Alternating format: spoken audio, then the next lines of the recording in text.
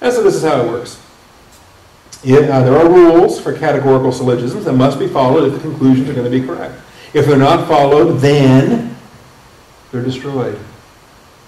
Because the undeniable laws of non-contradiction, they're being violated when you break these rules. And so then he details that here in the following paragraphs. These syllogistic rules and the fallacies that violate them can be understood if some of the essential terms are defined first.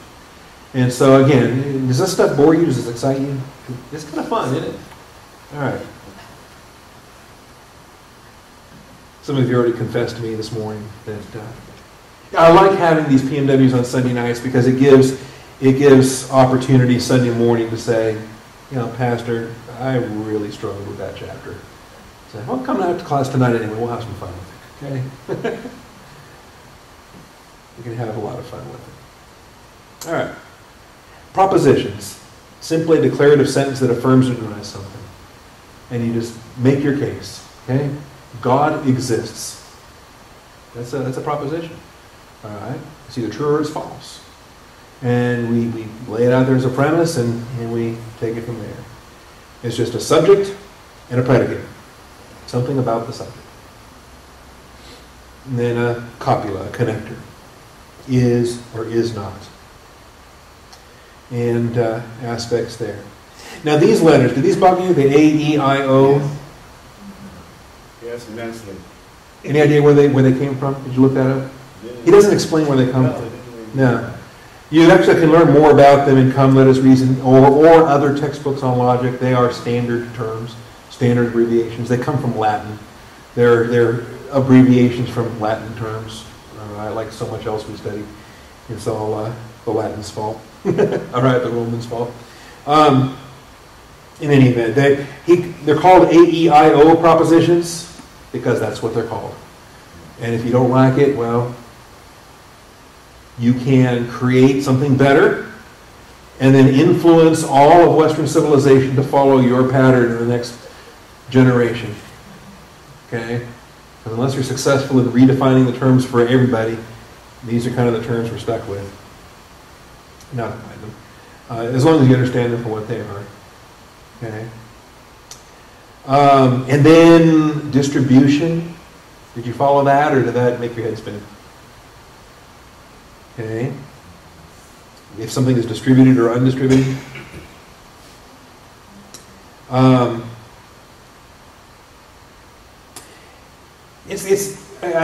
one point I said, do we really need to get into this? Really? And then I thought, you know, we do.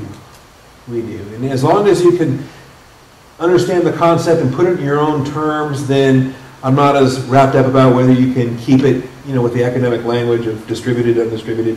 But you better understand that the failure to identify this is what gets more people into trouble than anything else. Okay? Because they violate this. And they come to wrong conclusions when they violate this. So, the A, the E, the I, and the O. All something is something. All men are sinful. Okay? That's a statement of this type. Or no is something. Okay? No man is righteous. Okay? Statements like that. They're absolute statements. And so if something falls under that category, then it naturally follows that it bears the characteristic that's being described there, because all is what it is, right? But then we go to these conditional ones here where you're only dealing with some. Okay? Some PMW classes are hard to follow. Okay? But only some.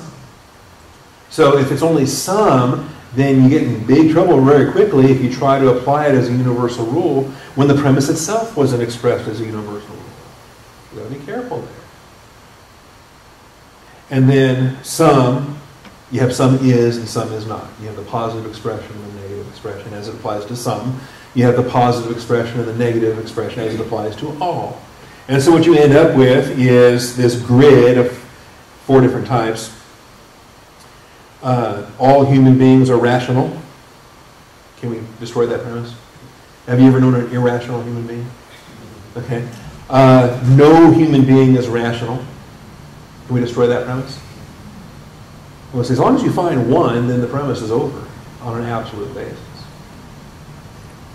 Some human beings are rational. Okay, I'll buy that. And some human beings are not rational. I've met plenty of them. Okay.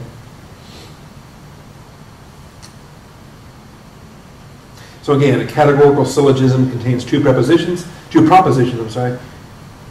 Greek class at 4:45, we were teaching prepositions. This is a bad night to teach propositions, followed by prepositions. All right. The syllogism as a whole contains three terms: a subject term, a predicate term, and a middle term. And the middle term is the one that applies to both. It appears in the middle. All right. I don't mean to read this entire chapter to you. Did you follow this as you read it yourself? Did you kind of follow the train of thought? You understand the process of logic? You figure it's a waste of time? No. It's absolutely necessary. For daily life and for Bible study. It's absolutely necessary. I'm glad that no one's willing to bail on logic. All right, there's rules. Break any of them and you've destroyed you. It's not a valid conclusion. Okay. And in some cases, I've noticed, I had a teacher in high school that would do this. He loved making us create valid logical models with the most absurd propositions, okay, imaginable. Things that absolutely could not be true in a billion years. But we're going to assume them to be true for the purpose of building our premises and our conclusion. And so long as you built it properly, he was fine with it. Even if a rational person looked at that and said, "This is the goofiest thing I've ever seen in my life." All right. Let's assume bullfrogs have wings. No, I want to keep this class on an edified basis. Okay. Now, fallacies. This is where you mix and match the things that are distributed. You try to make them distributed when they're not in the conclusion, but they're not distributed in the premise. Okay. You try to draw an absolute conclusion when the premise itself is not an absolute premise. The initial premise is only some, and you're trying to draw an all conclusion from a some premise. Fallacy with a minor term is distributed in the conclusion but not in the premise. The undistributed middle is a fallacy with a middle term is not distributed at least once. Different fallacies there. All right. By the way, I have actually pondered the benefit we might have to actually create an entire course on logic. Not just one chapter in a prolegomena of a systematic theology that we handle on a single Sunday night in December. But how about an entire class? Let's create a logic club. All right? Like we have enough time for anything else. All right. That's the one that he spends the most time detailing because it's the one that has the most number of rules, the most number of issues where people abuse things and so forth. The other ones I think fall into perfect sense. The hypothetical syllogisms, the if-then type reasoning. The disjunctive syllogisms, the either-or type reasoning. All right? And they kind of explain themselves, and I think we all can poke holes when necessary when we create an if-then type of thing. For example, if God is all just, then he must punish all sin. You start, that's your first premise, is an if-then statement. And then your second statement is basically a repeat of half of what you just said in the first sentence. God is all just. All right then, finish the then. You built it with an if-then. You then establish the if part of it as being true in somebody's case, in God's case. Then, therefore, let's finish the then.